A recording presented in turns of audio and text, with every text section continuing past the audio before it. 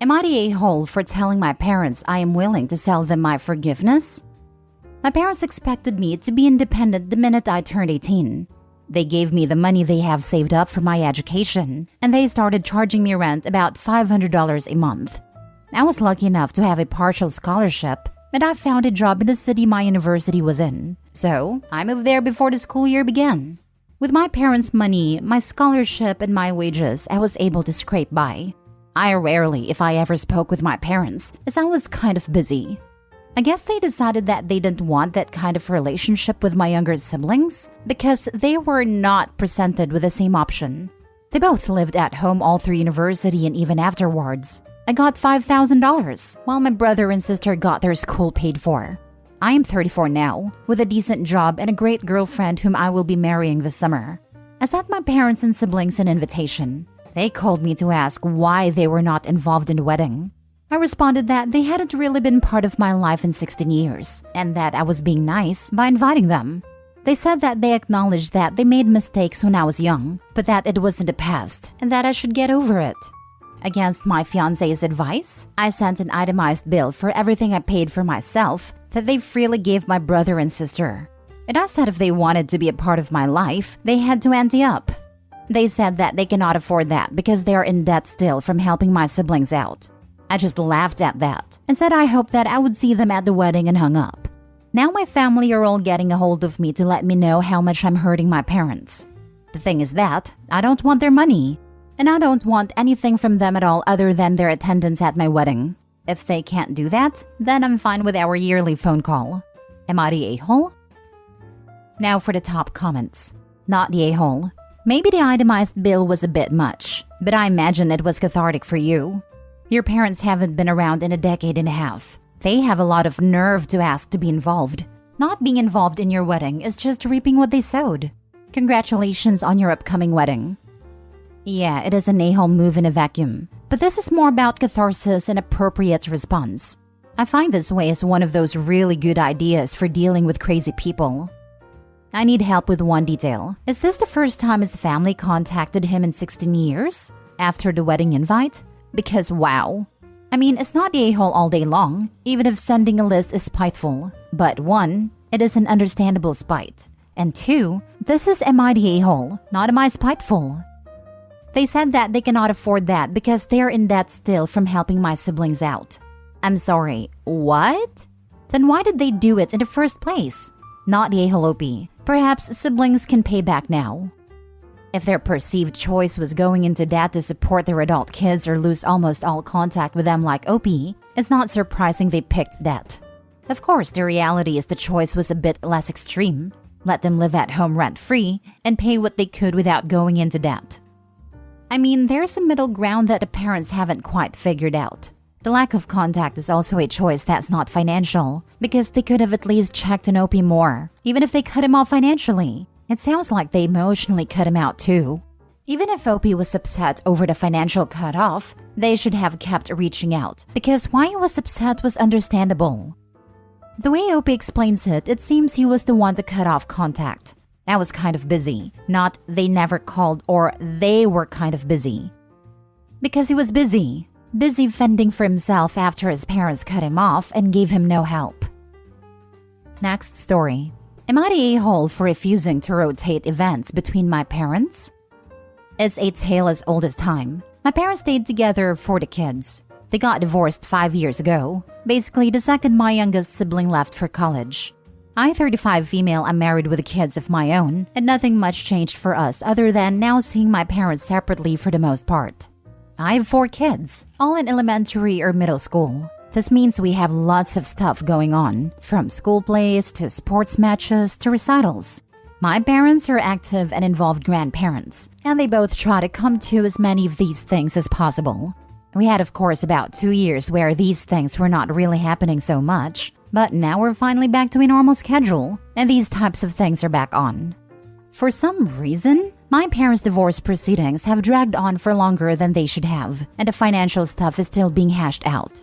Unfortunately, it has gone from relatively civil to hostile. I'm not taking sides. I love both my parents, as do my kids, and their divorce is not my business. But lately, my dad has been saying he doesn't want to go to places where my mom is going to be, and has asked if he can rotate the grandchild events with her. I understand him not wanting to interact with her. That's fine. But he can easily attend these things without having to. He can sit on the other side of the bleachers or auditorium and never even see her. My mom is perfectly content to do just that and doesn't want to have to miss anything. This is all Dad. I told him there's really no reason he can't go to, say, a school play and just sit as far away from Mom as possible. She doesn't want to talk to him either, and neither are the type to ever make a scene. So no, I'm not going to make a rotation. They are both invited to all of these things, and Dad is free to go or not. His choice. Needless to say, Dad is not pleased. Mom thinks it's perfectly fair, but she's obviously biased. Husband agrees with me. One brother agrees with me, but that's because he's likely proposing soon, and is worried about Dad being like this for all the wedding-related events. My other siblings are younger and don't really have that sort of thing on their minds, and are saying I'm being unfair to Dad. But maybe they have a point? Am I the a-hole for how I'm handling this? Not the a-hole. Your parents, particularly your dad, need to do better for their grandkids if they want to be involved in your life. It sounds like you are being incredibly respectful of the divorce, not taking sides, etc.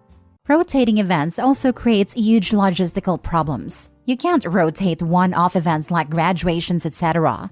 All that's going to end up happening if you do is you create a whole new set of problems where someone complains that grandparent A got to go to XYZ, and they were way more important than the events grandparent B got invited to. Or at Christmas, grandparent A has somewhere else they can go, but it's their turn, even though it might be better to have grandparent B.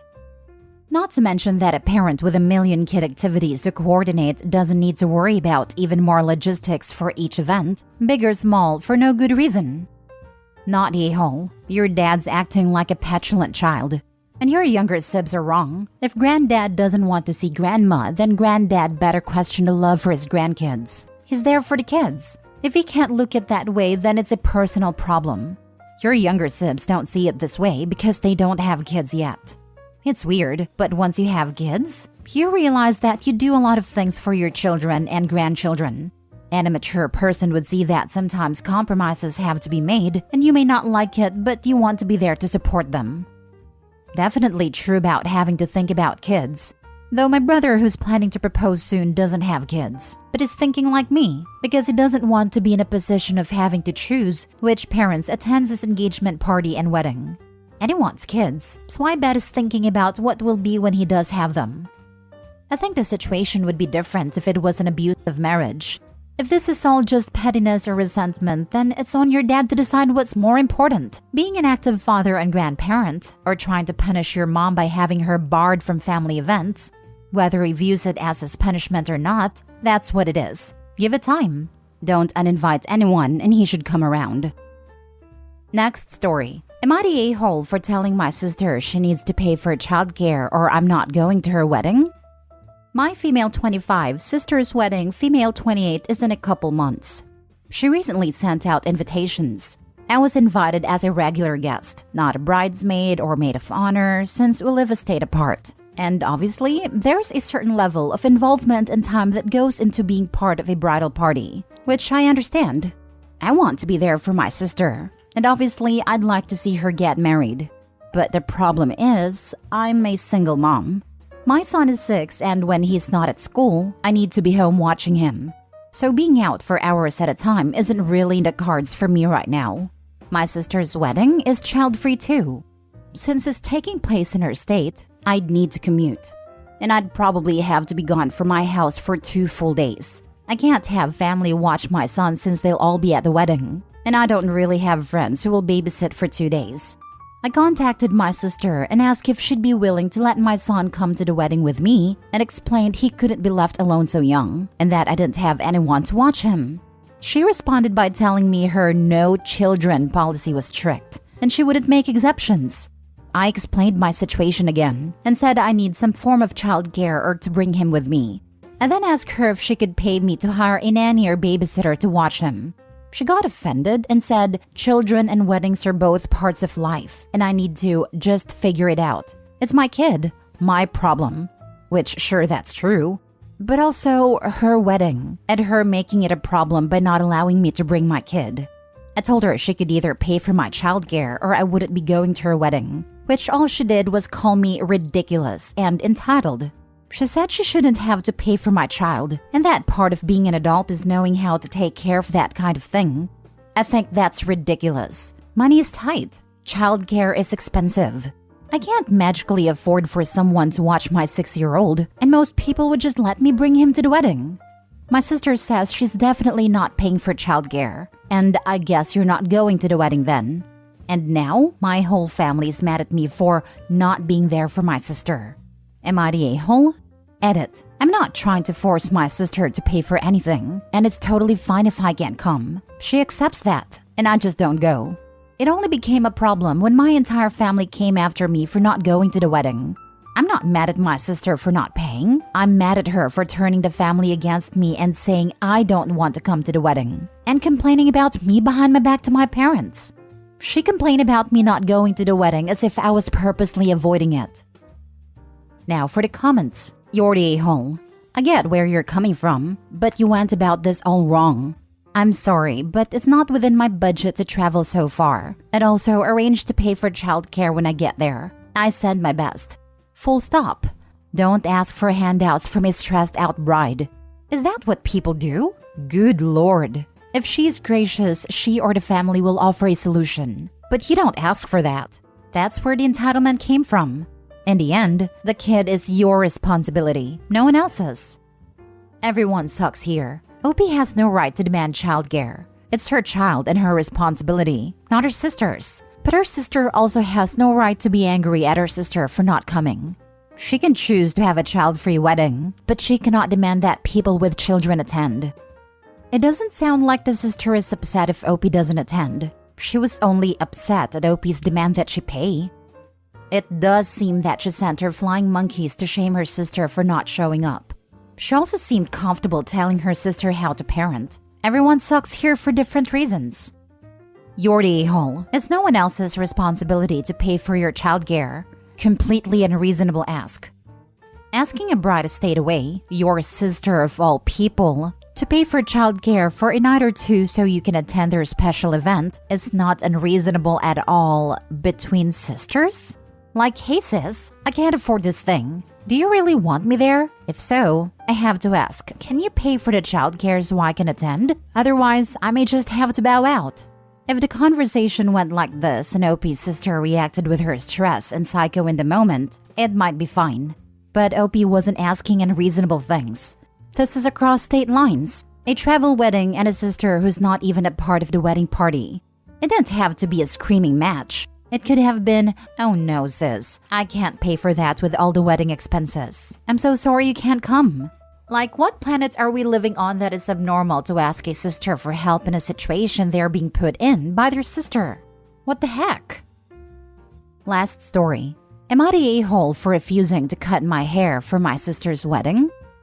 I, 23 female, have a long golden hair that is down to my mid-thigh.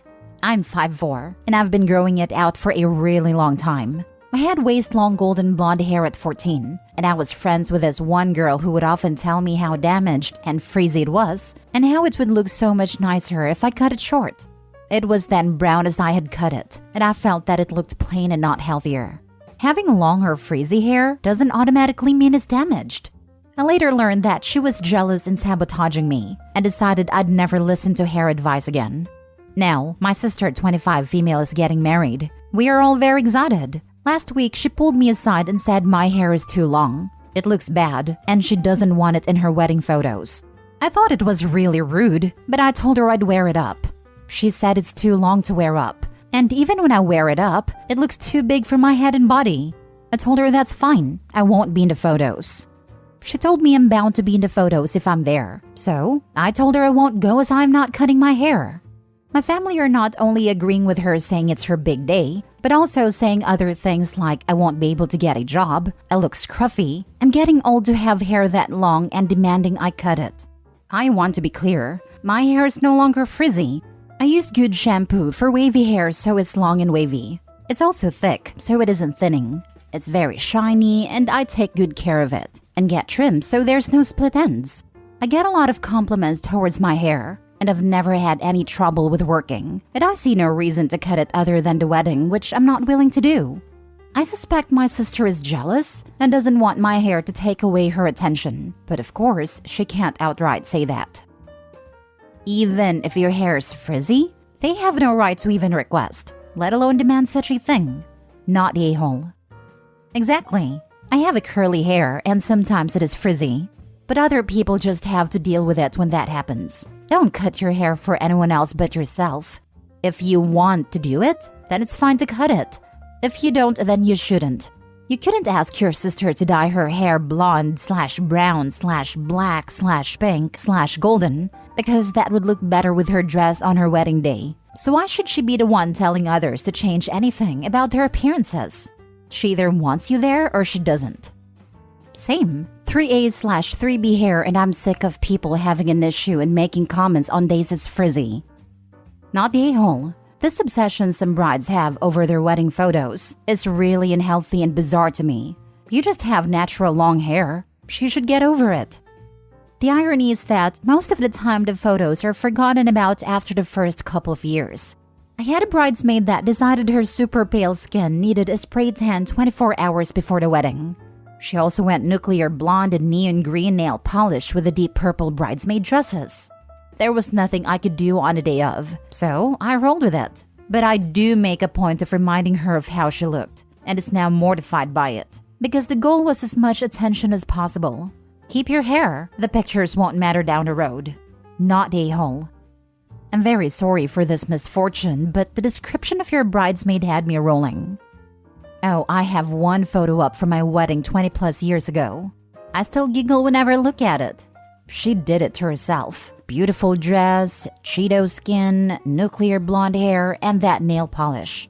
She thought she looked good, but everyone else was wondering what was up with the bridesmaid who missed the look. Since I wanted a marriage more than I wanted a wedding, I wasn't thrilled, but the idea of freaking out on her would have helped anyone on the day of.